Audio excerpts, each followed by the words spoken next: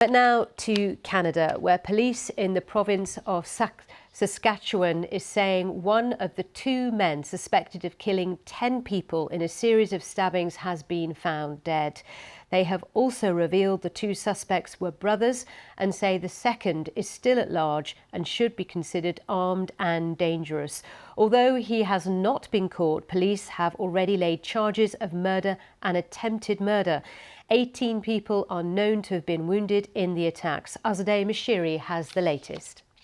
A manhunt is underway in Canada after two brothers were suspected of stabbing several people to death and injuring others in the province of Saskatchewan during a Labour Day weekend rampage. As the search continues, the police delivered a significant update. One of the brothers, Damien Sanderson, was found dead. His body was located outdoors in a heavily grassed area in proximity to a house that was being examined. We can confirm he has visible injuries. These injuries are not believed to be self-inflicted at this point. Authorities went on to warn that the other suspect, Myles Sanderson, is still at large and still a threat to the public. Myles Sanderson, Damien's brother, may have sustained injuries. This has not been confirmed.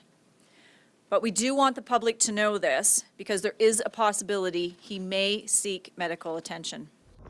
First, police received reports of a stabbing in James Smith Cree Nation, an indigenous community. But soon more reports came in of victims in the nearby town of Weldon. This guy come walking up here and he had, it looked like his coat over his face.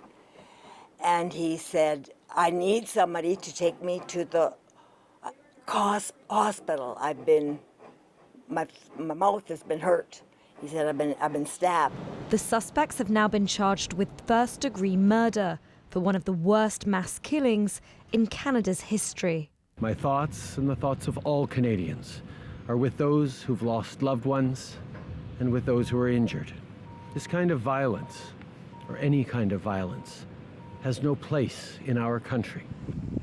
As the manhunt extends into another day, officials have asked the community to stay alert for signs of the remaining suspect, as a state of emergency is declared in the province. Azadeh Mashiri, BBC News. Well, I was joined earlier by Jason Kerr, who's editor of the Prince Albert Daily Herald in Saskatchewan. I asked him to share with us what he knows about the latest developments.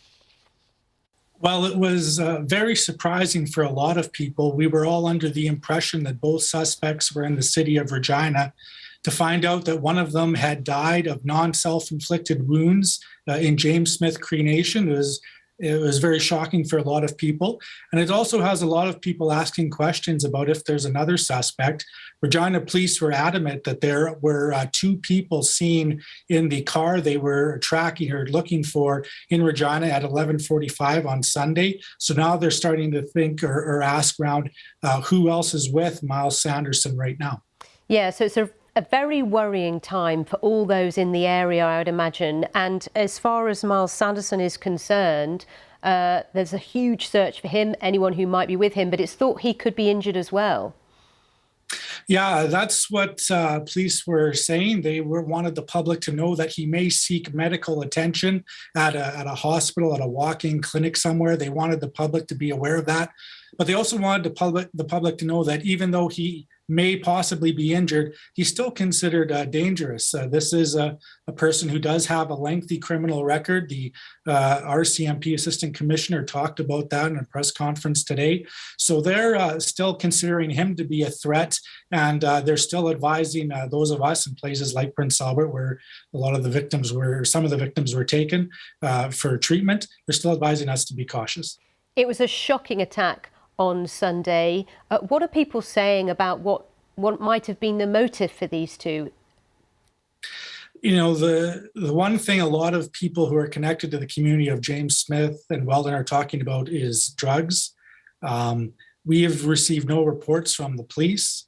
about whether drugs were involved, but there are continuous reports of, and some from some very high-ranking people as well, who are saying this is what happens when we can't root drugs out of our community. At this point, the police have said that they still have a long way to go in their investigation before determining a motive. So we're certainly not ready to say that drugs were involved. But if you want to know what a lot of people in the communities are talking about, that's what it is.